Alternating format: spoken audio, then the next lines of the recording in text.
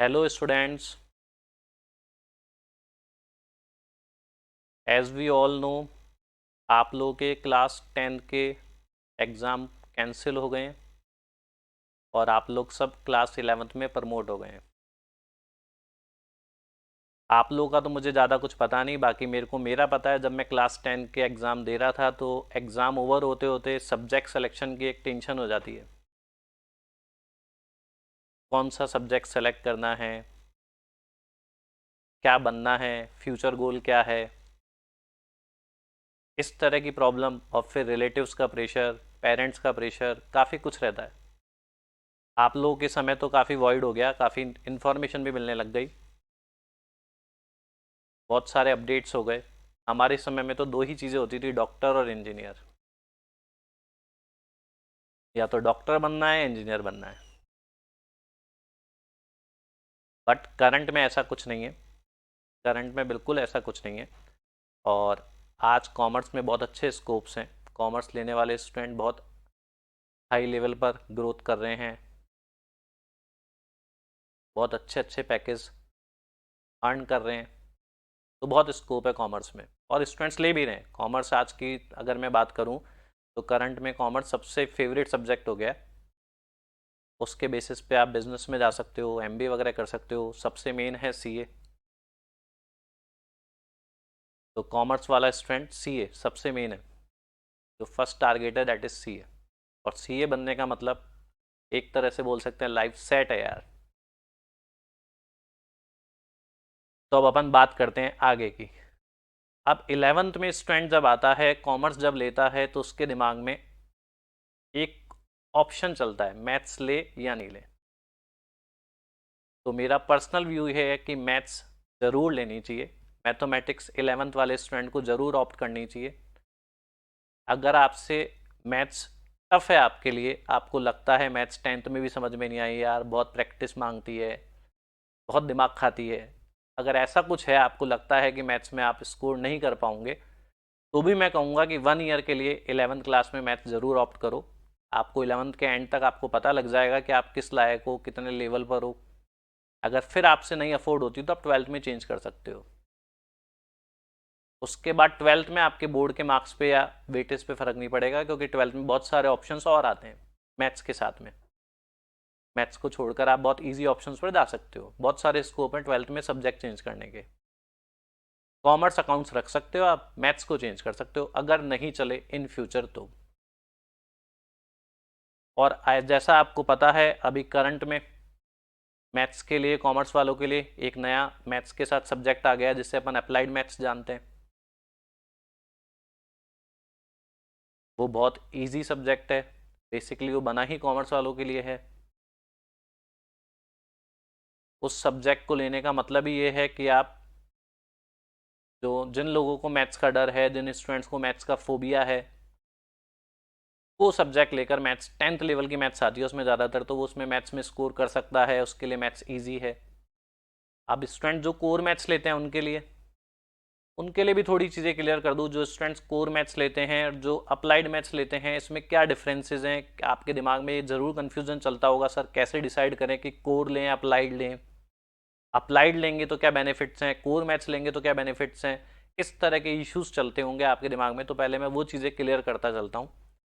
देखो, जिन स्टूडेंट्स को maths tough लगती है, 10th तक की मैथ्स टफ लगती है, और जो सीए करना चाहते हैं, अकाउंट्स तो बढ़िया है, इजी आ जाएगी समझ में, सीए बनना है, तो वो अप्लाइड मैथ्स को ऑप्ट करें। क्योंकि अप्लाइड मैथ्स का जो कोर्स बनाया है, अप्लाइड मैथ्स में जो कोर्स डाला है, वो सीए को बेस मानकर डाला है। उसमें जो जो टॉपिक नए एंटर हुए हैं, जो जो टॉपिक डाले गए हैं, वो सब सीए फाउंडेशन में मैथ्स में आते हैं। जिसने 11th और 12th की मैथ्स कर ली, जिसने 11th और 12th में मैथ्स, अप्लाइड मैथ्स कर ली, उसको सीए फाउंडेशन की मैथ्स में प्रॉब्लम नहीं आएगी। तो जिनको सीए करना है उनके लिए बेस्ट है अप्लाइड मैथ्स।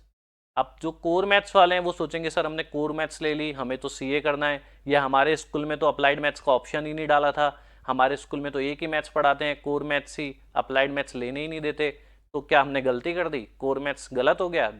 ऐसा नहीं है। अप्लाइड मैथ्स आए हुए तो 2 ईयर हुए, 2 साल पहले से तो कोर मैथ्स ही चलती आ रही है, right through year two year बहुत सालों से कोर मैथ्स ही चली आ रही है। तो क्या पहले सीए स्टूडेंट नहीं बने? बने। कोर मैथ्स लेने वाले पास नहीं हुए, बने, पास हुए।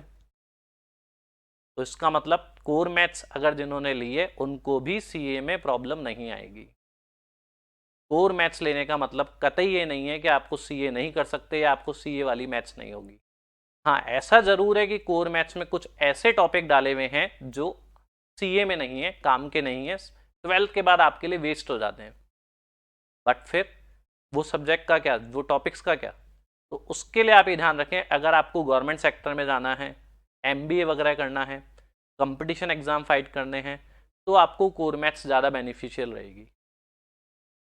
क्यों? क्योंकि कोर मैथ्स में ऐसे कुछ टॉपिक है जो कंपटीशन एग्जाम्स में आते हैं, उससे आप कंपटीशन फाइट कर सकते हो। क्या बाद में चेंज नहीं हो सकता? अप्लाइड मैथ्स वाला अगर कंपटीशन एग्जाम फाइट करे तो कोई प्रॉब्लम नहीं है। अगर 11-12 में अप्लाइड मैथ्स वाले ने कंपटीशन एग्जाम दिया तो उसको 2-4 टॉपिक एक्स्ट्रा होंगे जो एक्स्ट्रा पढ़ने पड़ेंगे, और कोर मैथ्स वाले के भी कुछ ऐसे टॉपिक होंगे जो उसको एक्स्ट्रा करने पड़ेंगे फाउंडेशन के अंदर। तो दोनों ही कैटेगरी में मैथ्स लेने वाला स्टूडेंट को कहीं कोई प्रॉब्लम नहीं होने वाली, चाहे वो गवर्नमेंट सेक्टर में जाए चाहे वो फाउंडेशन में जाए, दोनों ही केस में वो सक्सेस हो जाएगा, उसको कहीं कोई प्रॉब्लम नहीं आएगी मैथ्स के बेसिस पे। ये तो हुई बात कोर और अप्लाइड की। अब बात करते हैं अपन अपने टॉपिक की। तो मैं मैथमेटिक्स का जो पार्ट है, जो लेक्चर है, उसके बेसिस पे बात कर रहा हूँ। अच्छा, दोनों में डिफरेंस क्या है? चलो पहले ये बता दूं। दोनों टॉपिक्स में, दोनों सिलेबस में मेन डिफरेंस है, जैसे टिग्नोमेट्री एक टॉपिक है, टिग्नोमेट्री एक टॉपिक है जो कोर मैथ्स में तो है, अप्लाइड में नहीं है, तो एक प्रॉब्लम है, वो एक डिफरेंस है वो, क्योंकि वो टिग्नोमेट्री ऐसा टॉपिक है जिसके कंपटीशन एग्जाम्स में बहुत क्वेश्चन आते हैं, अप्लाइड में नहीं है, सीए में भी नहीं है। अप्लाइड में क्यों नहीं है? सीए में नहीं है, सीए फाउंडेशन में नहीं है, सीए फाउंडेशन में टिग्नो का कोई काम नहीं है, इसलिए वो अप्लाइड में नहीं डाली गई, बट कोर में डाली गई है, क्योंकि कोर वाले कंपटीशन एग्जाम फाइट करेंगे तो उनको वहां टिग्नो काम आएगी, कंपटीशन एग्जाम में उसके क्वेश्चंस बनेंगे। तो इस तरह का एक पार्ट है। बाकी अगर अप्लाइड मैथ्स की बात करूं, जो स्टूडेंट मैथ्स से डरते हैं उनके लिए अप्लाइड मैथ्स बेस्ट है। 10th लेवल की मैथ्स डाल रखी है, लाइक इंडाइसिस डाल दिया, एक्सपोनेंशियल वाले रूल्स, इवन कैलेंडर तक डाल दिया, बहुत सिंपल, थोड़ी बहुत reasoning, logical reasoning, number system वाले, ब्लड रिलेशन वाले ऐसे क्वेश्चन जो रीजनिंग है, इस तरह के टॉपिक्स डाले हुए हैं 11th क्लास में। तो अप्लाइड मैथ्स बहुत ईजी पड़ेगी जिनको मैथ्स से डर लगता है उनके लिए, और उनको 11th क्लास में एटलीस्ट 1 ईयर के लिए अप्लाइड मैथ्स रखनी चाहिए।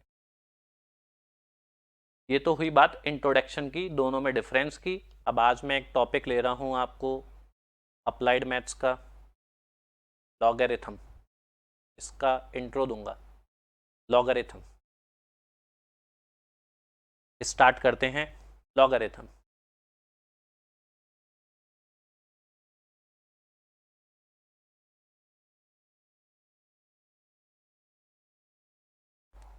इन शॉर्ट इसको लॉग बोलते हैं। तो आप लोगों को सबसे पहले ये समझना जरूरी है ये क्यों बना, क्या टॉपिक है, क्यों डेवलप्ड हुआ इसका। उसके लिए आपको इसका हिंदी नेम थोड़ा ध्यान रखना पड़ेगा। हिंदी में इसको बोलते हैं लघु गणक। लघु मतलब इजी, गणक मतलब कैलकुलेशन करने का आसान तरीका। जब कभी भी कैलकुलेटर और कंप्यूटर अलाउ नहीं थे या बने नहीं थे, उनकी डिस्कवरी नहीं हुई थी, कुछ इस तरह की कैलकुलेशन 2.65 की पावर 12, 1.20 की पावर 8 अपॉन 0.005 की पावर 7, इस तरह की कैलकुलेशन कैसे होती। तो इस टाइप की कैलकुलेशन करने के लिए लॉग का डेवलपमेंट किया, लॉग बना। आज भी साइंस के अंदर जहां कहीं भी कैलकुलेटर और आपका कंप्यूटर वगैरह अलाउ नहीं है, कैलसी वगैरह यूज में नहीं आते, वहां पर इस टाइप की कैलकुलेशन इसी मेथड से, लॉग की हेल्प से ही होती है। 11th क्लास में भी अपने कुछ ऐसी कैलकुलेशन मिलेंगी, 11th क्लास में भी आपको कुछ ऐसी कैलकुलेशन करनी है by the help of log. इसके लिए एक टेबल भी मिलती है, लॉग टेबल जिसे बोलते हैं, उसकी हेल्प लेते हैं। तो इसको स्टार्ट करने से पहले इसके जो कुछ रूल्स हैं, कुछ फॉर्मूलाज हैं, उनके बारे में आपको इन्फॉर्म कर देता हूं। तो इसके जो रूल्स हैं उसके बारे में बात करते हैं।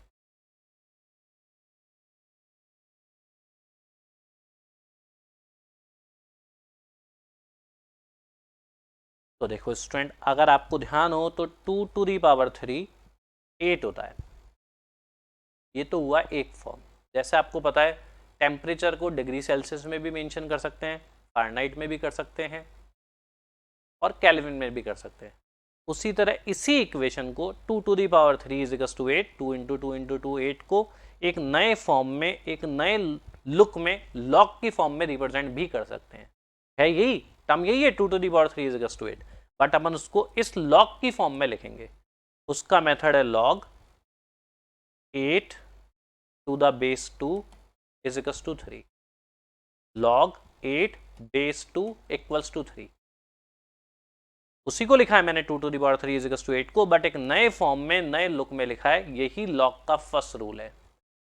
नॉर्मली आपको जब क्वेश्चंस करेंगे, जब प्रैक्टिस करेंगे, तो ऊपर वाली फॉर्म को नीचे वाली फॉर्म में कन्वर्ट करना नहीं आएगा, बल्कि नीचे वाली फॉर्म में आपका इक्वेशन होगी, आपका सॉल्यूशन होगा।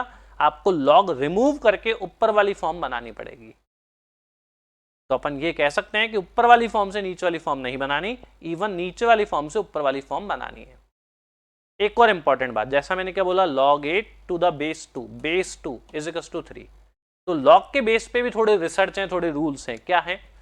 अगर नॉर्मली कैलकुलेशन कर रहे हैं अपन, नॉर्मल टॉपिक है जिसमें आपको वैल्यूज निकालनी है, जो अभी मैंने एग्जांपल दिया था 2.65 की पावर 10, 1.23 की पावर 8, तो आपको नॉर्मल केस में log का बेस 10 लेना है। बट ये log डिफरेंशिएशन एक टॉपिक है मैथ्स का, 11th में भी है, 12th में भी है, डेरिवेटिव, उसमें काम में आता है। उस डिफरेंशिएशन टॉपिक के अंदर अगर लॉग का बेस नहीं गिवन हो तो बेस ई लेना है। ई क्या होता है, कैसे वर्क करता है, वो तभी देखना। अभी आप इतना सा ध्यान रखें, अगर नॉर्मल सिचुएशन में लॉग का बेस नहीं दे रखा तो बेस 10 लेना है। अगर डेरिवेटिव का क्वेश्चन है, डिफरेंशिएशन का क्वेश्चन है, तो बेस ई लेना है। तो या तो बेस 10 होगा या बेस ई होगा, अदरवाइज बेस आपको क्वेश्चन में गिवन होगा, नहीं तो बेस आपको क्वेश्चन में दिया गया होगा। ठीक है भाई, ये तो हुई एक बात। अगर आपको बेस नहीं दे रखा तो बेस 10 और बेस ई। मैं बात कर रहा था आपको लॉग का rule, 2 to the power 3 8 is equals to 8, log 8 base 2 is equals to 3। अगर मैं इसी रूल की बात करूं और इस रूल पर एक एग्जांपल ले लिया जाए, इस रूल पर सपोज आपको दे रखा है log x बेस में 5 इज इक्वल्स टू 4। अब आपसे पूछा जाए बताओ find the value of x, तो अब आप फर्स्ट वाला रूल लगाओगे। क्या रूल था? इस 2 के ऊपर 3 पावर में चला गया, इक्वल्स टू में 8 आ गया। 2 के ऊपर 3 पावर में चला गया, इक्वल्स टू 8 आ गया, लॉग रिमूव करने का रूल। यहाँ पर भी अपन सेम रूल लगाएंगे, यहाँ पर भी अपन सेम कंसेप्ट लगाएंगे। इस 5 के ऊपर ये 4 पावर में चला जाएगा, इक्वल्स टू में x आ जाएगा। तो x की वैल्यू हो गई 5 टू दी पावर 4। 5 को 5 से 4 टाइम मल्टीप्लाई करेंगे, 5 को 5 से 4 टाइम मल्टीप्लाई करो, 5 5 जा 25, 25 5 जा 125 और 125 जा 625। ये आपका आंसर आ गया। तो ये फर्स्ट रूल हो गया। फर्स्ट रूल के अकॉर्डिंग मैंने एक एग्जांपल ले लिया। अब मैं आपको सेकंड रूल की बात करता हूं। सेकंड रूल है आपका लॉग बेस कुछ भी हो 1, log 1 की वैल्यू ऑलवेज 0 होती है। log 1 की वैल्यू हमेशा 0 होती है। log 1 बेस चाहे कुछ भी हो, वैल्यू हमेशा 0 होगी। अब आप चाहो तो ऊपर वाला रूल लगाकर इसको प्रूफ कर सकते हो, ऊपर वाला कंसेप्ट लगाकर इसको वेरीफाई कर सकते हो। लॉग हटाकर देखो, जब इसका लॉग हटेगा, जब फर्स्ट वाले केस का लॉग हटेगा, तो आप देखो क्या आएगा, x to the power 0 is equals to 1। Is it true? Yes. Surds में एक्सपोनेंशियल में अपन ने पढ़ा है, किसी भी टर्म की पावर 0 हो उसकी वैल्यू 1 होती है। यहाँ पर भी सेम हो जाएगा, 10 to the power 0 is equals to 1। किसी की पावर 0, 10 की पावर, 5 की पावर, 100 की पावर, किसी की पावर 0, उसकी वैल्यू हमेशा 1 होगी। तो यहाँ पर ये रूल वैलिड है, बिल्कुल एप्लीकेबल है।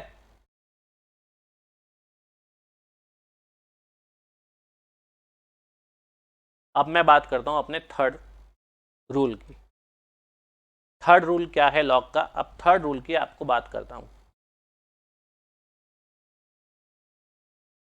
तो थर्ड रूल है लॉग बेस और वैल्यू अगर सेम हो, जो बेस है वही वैल्यू हो, तो आंसर हमेशा 1 आता है। log 10 to the base 10 1, log x to the base x 1। आप चाहो तो इसका भी प्रूफ देख सकते हो, आप चाहो तो इसको भी वेरीफाई कर सकते हो। क्या करना पड़ेगा, 10 के ऊपर power 1 is equals to 10, log remove करके देखो, लॉग रिमूव करने वाला रूल लगाओ, क्या होगा 10 की पावर 1 इज इक्वल्स टू 10, 10 की पावर 1 इज इक्वल्स टू 10, क्या सही है? हाँ, मतलब पावर 1 का मतलब सेम डिजिट आएगी। x की power 1 is equals to x, बिल्कुल ट्रू है, x की पावर 1 x होता है, सेम वैल्यू आएगी। फोर्थ रूल की बात करते हैं, रूल नंबर फोर्थ रूल ये है लॉग का, अगर लॉग में कुछ दे रखा है, सपोज बेस तो है a, वैल्यू है b और इस पर पावर दे रखी है c, तो आपका रूल ये है, लॉग का रूल ये है, जब भी किसी टर्म पर पावर दे रखी हो वो पावर मल्टीप्लाई में आ जाती है, वो पावर मल्टीप्लाई में आ जाएगी। तो आपके आ जाएगा c log b base a, जो पावर थी वो पावर मल्टीप्लाई में आ गई, तो वैल्यू बन गई c log b base a। ये रूल दोनों तरीके से एप्लीकेबल है, अगर ये मल्टीप्लाई में है तो ये इसकी पावर भी बन सकती है, और अगर ये पावर है तो ये मल्टीप्लाई में आ सकती है, यानी इट्स रिवर्सेबल, ये दोनों तरीके से लग सकता है। ये सिचुएशन है तो ये भी बना सकते हो, और ये वाली सिचुएशन है तो ये भी बन सकती है। अब मैं इसी रूल पर पहले एग्जाम्पल लेता हूँ, एक इसी रूल पर आपको एग्जाम्पल बता देता हूँ, वो देखना आप। तो मैंने एग्जाम्पल लिया, इसी रूल पर एक एग्जाम्पल की बात करते हैं। लॉग वैल्यू दे रखी है आपको 32, बेस दे रखा है 2, कैसे लगेगा ये रूल, अब इसकी बात करते हैं। सबसे पहले इस 32 को 2 की पावर में देखो ब्रेक हो जाता है क्या, 2 2 ज़ा 4, 2 ज़ा 8, 2 ज़ा 16, 2 ज़ा 32, जी हाँ 32 हो जाएगा 2 की पावर 5, पावर बन गई। अब अपना ऊपर वाला रूल लग जाएगा, क्या जो पावर है वो आगे आ जाएगी मल्टीप्लाई में, तो ये 5 मल्टीप्लाई में आ जाएगा, 5 log 2 बेस 2। अब अपना सेकंड नंबर, थर्ड नंबर वाला रूल लग जाएगा, लॉग का बेस और वैल्यू सेम है, लॉग का बेस और वैल्यू सेम है, तो ये वैल्यू 1 होगी, और अगर ये वैल्यू 1 होगी तो आपका आंसर आ जाएगा 5 इंटू 1 दैट इज 5।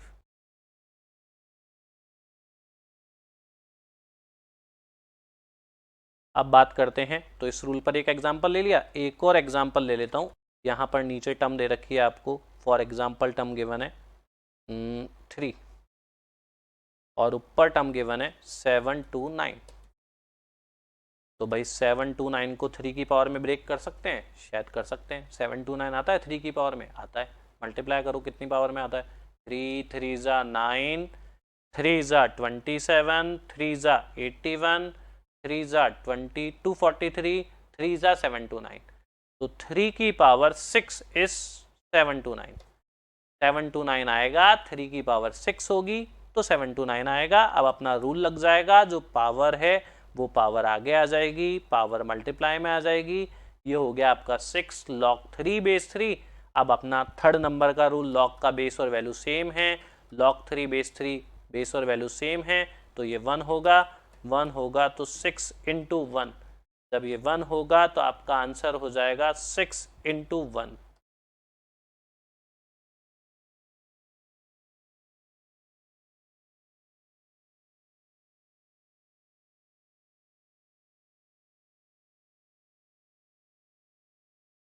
तो 6 इज द आंसर। तो मैंने दो एग्जाम्पल ले लिए आपको फोर्थ रूल पे, अब मैं फिफ्थ रूल की बात करता हूँ। फिफ्थ रूल भी देखना आप ढंग से, फिफ्थ रूल फोर्थ का ही पार्ट है। लॉग ऊपर वाली वैल्यू है a, उस पर पावर है b, नीचे वाली वैल्यू है बेस में x, इस पर पावर है y। तो ऊपर वाली टर्म पर भी पावर दे रखी है और नीचे वाली टर्म पर भी पावर दे रखी है। तो टेक्निकली जो मैंने आज रूल बताया उसके अकॉर्डिंग ऊपर वाली पावर ऊपर से आगे आ जाएगी मल्टीप्लाई में, चलो b तो आगे आ गया मल्टीप्लाई में, हो गया b log a। नीचे जो बेस है उसमें x के ऊपर पावर y है, नीचे वाले बेस x पर पावर y दे रखी है, ऊपर वाली पावर ऊपर से आगे आ गई मल्टीप्लाई में रही, नीचे वाली पावर भी नीचे से आगे आ जाएगी बट रहेगी डिवाइड में। ऊपर वाली पावर ऊपर से आगे आकर मल्टीप्लाई में, नीचे वाली पावर नीचे से आगे आकर डिवाइड में। हमेशा ध्यान रखना, ऊपर की पावर ऊपर से आगे आएगी मल्टीप्लाई में रहेगी, नीचे वाली पावर नीचे से आगे आएगी डिवाइड में रहेगी। अब इसके एप्लीकेबल की बात करें, इसके एग्जाम्पल की बात करें, इसका एक एग्जाम्पल ले लूं।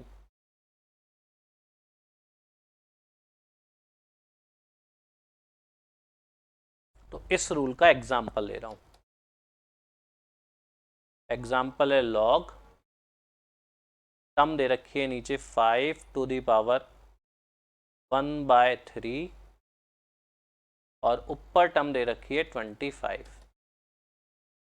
तो नीचे बेस 5 है तो ऊपर 25 को बेस 5 में ही ब्रेक करेंगे। तो 25 में 5 की पावर कितनी बनती है? 5 की पावर बनती है 2 और नीचे वाले 5 पर पावर कितनी है? 1/3। तो आपको 25 बेस 5 की पावर 1/3 की वैल्यू निकालनी है। तो 25 इज 5 की पावर 2 और बेस में 5 की पावर 1/3। अपना रूल क्या है? जो ऊपर वाली पावर है वो ऊपर से आगे आएगी मल्टीप्लाई में, तो 2 आगे आ गया मल्टीप्लाई में। नीचे वाली पावर जो 1/3 है वो नीचे से आगे आएगी, बट ऊपर वाली पावर ऊपर से आगे आकर मल्टीप्लाई में रहेगी, नीचे वाली पावर नीचे से आगे आकर डिवाइड में रहेगी और remaining term as it is log 5 base 5 as it is. अब जब आप इसको फर्दर सॉल्व करोगे तो यहाँ पर तो देखो वही रूल लग जाएगा, log का बेस और वैल्यू सेम है, log का बेस और वैल्यू सेम है तो ये वैल्यू 1 हो जाएगी, ये 3 ऊपर चला गया, ये 2 × 3 हो गया, 2 × 3 आपका आंसर आ गया 6। तो मैंने एग्जांपल ले लिया, ऊपर पर पावर हो, नीचे वाली टर्म पर पावर हो, ऊपर वाली पावर आकर ऊपर से आगे आकर मल्टीप्लाई में, नीचे वाली पावर नीचे से आगे आकर डिवाइड में। अब 6th रूल की बात करता हूँ।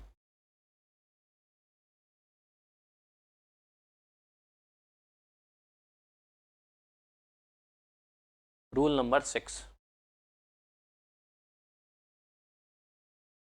6th रूल ये है कि log a base b plus log c base b, दोनों का बेस सेम है और प्लस का साइन है, दोनों का बेस सेम है और प्लस का साइन है।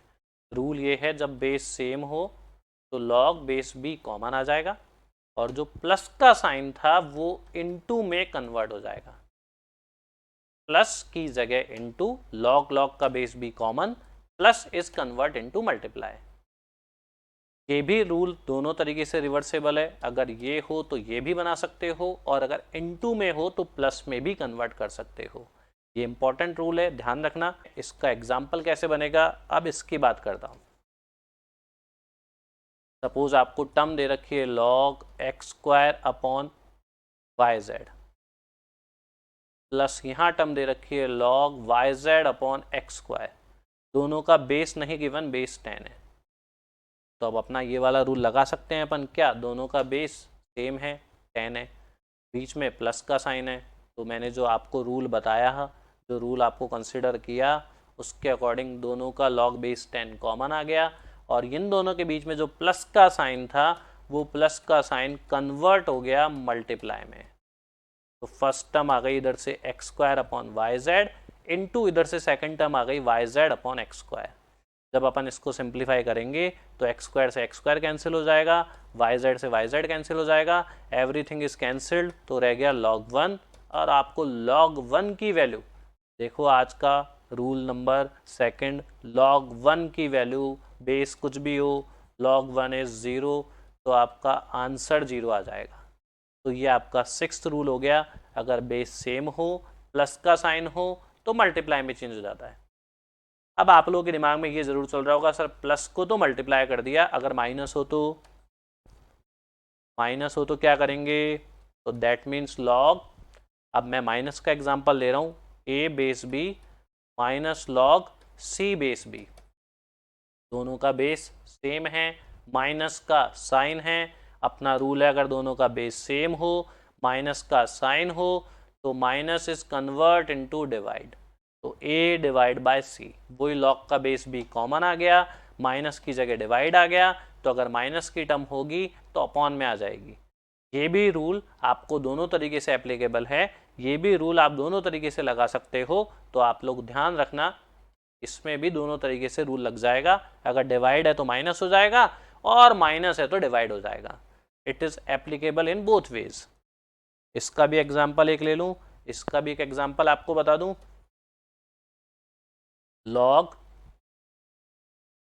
3 बेस 5 माइनस log 2 बेस 5, इसको सिंप्लीफाई करना है, इसकी सिंपलेस्ट फॉर्म बनानी है, तो आपका रूल लग जाएगा, दोनों का बेस सेम है, बिल्कुल सेम है, तो log बेस 5 कॉमन आ गया और माइनस का साइन डिवाइड में कन्वर्ट हो गया, तो log3/2 आ जाएगा, log3/2। तो ये इसका एप्लीकेबल हो गया, इसका एग्जाम्पल हो गया। अगर ये टर्म है तो उसको ये बना सकते हैं, ये टर्म है तो उसको ये लिख सकते हैं। This is 7th rule. Friends से बहुत काम आएगा आपको, जो चैप्टर पढ़ोगे, इवन डिफरेंशिएशन भी करोगे, इवन 11th क्लास का लॉगरिथम टॉपिक करोगे, 11 की डेरिवेटिव, 12 की डेरिवेटिव करोगे। बहुत सारी जगह लॉग के यूजेस हैं, लॉग बहुत काम आता है, आप लोग ध्यान से देखना, इंपॉर्टेंट रूल्स हैं। 8th रूल, 8th रूल की अब मैं बात करता हूं। रूल नंबर 8 है लॉग ए बेस बी। इसमें है बेस में तो ए, सॉरी लॉग ए बेस में बी। जब आप इसको डिनोमिनेटर में शिफ्ट करते हो, जब आप इसको अपॉन में नीचे लेके जाते हो, तो जो बेस है वो वैल्यू बन जाएगी, जो वैल्यू है वो बेस बन जाएगा, तो हो जाएगा आपका लॉग बी बेस है। आप इसको ये भी कह सकते हो, आप इसको ये भी एज्यूम कर सकते हो, ये है सर, ये है पाँव। जब 1 करा, जब उल्टा करा, तो जो सर है वो पाँव बन जाएगा और जो पाँव है वो सर बन जाएगा। तो ये सिंपल सा रूल है, ज़्यादा ही टफ नहीं है। आप इसको बोल सकते हो 1 करा, बेस की जगह वैल्यू आ गया और वैल्यू की जगह बेस आ गया। इसको बेसिकली बेस चेंज रूल कहते हैं। 2 रूल है बेस चेंज के, एक ये वाला और एक इससे नेक्स्ट वाला। इन दोनों को बेस चेंजिंग रूल कहते हैं। इन दोनों में बेस चेंज हो रहा है। यहाँ पर बेस है बी, यहाँ पर बेस हो गया ए। 9th नंबर का रूल है, 8th वाली कंडीशन में ही 9th रूल भी लग सकता है। लॉग ए बेस बी की अगर आपको वैल्यू निकालनी है, इसी को आपको एक और तरीके से लिख सकते हो आप। वो मेथड है क्या, लॉग, दोनों के साथ लॉग लगा दो, ऊपर वाले के साथ ए वैल्यू लगा दो, नीचे वाले के साथ नीचे वाली वैल्यू लगा दो, बच गया दोनों का बेस। बेस मैंने अभी नहीं लगाया, बेस आप दोनों का कुछ भी लगाओ, दोनों का बेस सेम लगाना। तो क्या बेस 10 भी लगा सकते हैं? जी हाँ। बेस ई भी लगा सकते हैं? जी हाँ। 2 भी लगा सकते हैं? जी हाँ। कुछ भी बेस लगाओ, दोनों का बेस सेम रखना। मैंने लगा दिया 10। तो ये भी रूल बेस चेंज के काम में आता है। इस रूल का भी मेन यूज है जब क्वेश्चन अपन करें और अपने को बेस चेंज करना पड़े, तो बेस चेंजिंग रूल कहलाता है। क्योंकि यहाँ बेस क्या था, बी, अब बेस किस में चेंज हो गया, 10 में। तो this is base changing rule. आप बेस चेंज करके कुछ भी बना सकते हो जो आपकी रिक्वायरमेंट है, जो आपकी जरूरत है। अब 10th रूल की बात करता हूं। 10th लास्ट रूल है लॉग का, लास्ट और फाइनल रूल है, बट इंपॉर्टेंट है, ध्यान देना। 10th rule, 2 to the power log base 2 x। ये रूल, ये पावर में देखना, 2 to the power log x base 2। ध्यान देना, ये रूल तब लगेगा जब ये दोनों टर्म सेम हो।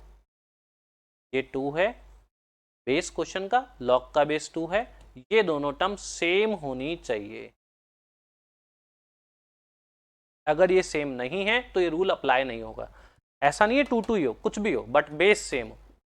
जब बेस सेम होगा तो ये वैल्यू 1 हो जाएगी, आपका आंसर आ जाएगा x। लॉग का बेस भी 2, क्वेश्चन का बेस भी 2, ये सेम है, तो ये वैल्यू 1 हो गई, आपका आंसर आ गया x।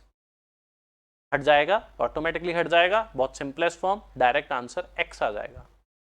इसी का एक और केस बता देता हूँ, इसको थोड़ी सी बच्चों को समझने में दिक्कत होती है।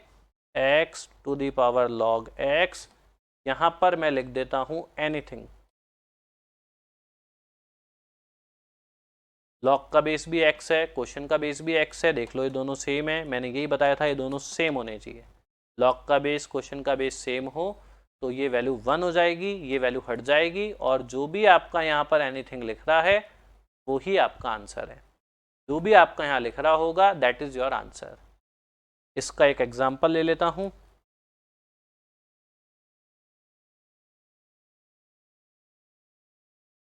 Three to the power 2 log 5 base 3, इसकी वैल्यू निकालनी है। तो स्टूडेंट्स आप लोग सोच रहे होंगे लॉग से लॉग हट जाएगा, ये हट गया, 2 × 5 10 आंसर, तो आप गलत सोच रहे हो। ये रूल ध्यान रखना, ये 10th नंबर का रूल ध्यान रखना, ये तभी लगेगा जब यहां पर कोई डिजिट नहीं हो, सिंगल हो या 1।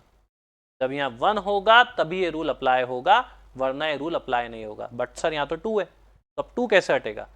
2 के लिए अपना आज वाला रूल ही याद रखो, 2 के लिए अपना आज वाला एक रूल था क्या, ये 2 अगर पावर रही होगी तो यह मल्टीप्लाई में आई होगी। याद करो, अगर ये 2 इसकी पावर होगी तो ये मल्टीप्लाई में गई होगी। तो क्या ये 2 इसकी पावर वापस नहीं बन सकती? बिल्कुल बन सकती है। चेक कर लेना भाई, रूल याद करो, अगर ये 2 पावर में था तो आगे मल्टीप्लाई में आ जाएगा। अब ये 2 पावर में वापस जा सकती है अगर मल्टीप्लाई में आई हुई है तो। जी हाँ, ये बिल्कुल पावर में चल जाएगी। अब अपना रूल लग जाएगा। हाँ, लॉग के इधर कोई वैल्यू है? नहीं है। लॉग का बेस 3 है, 3 है। क्वेश्चन का बेस 3 है, 3 है। तो लॉग का बेस क्वेश्चन का बेस सेम है, तो ये वैल्यू 1 हो जाएगी। आपका आंसर आ जाएगा 5 स्क्वायर। 5 स्क्वायर का मतलब हो गया 5 इंटू 5, 25 इज योर आंसर। ये हैं आपके लॉग के 10 रूल जो बहुत काम आएंगे। इन 10 रूल्स पर ही बेस्ड है पूरी लॉगरिथम। इतने में मैं ओवर करता हूँ।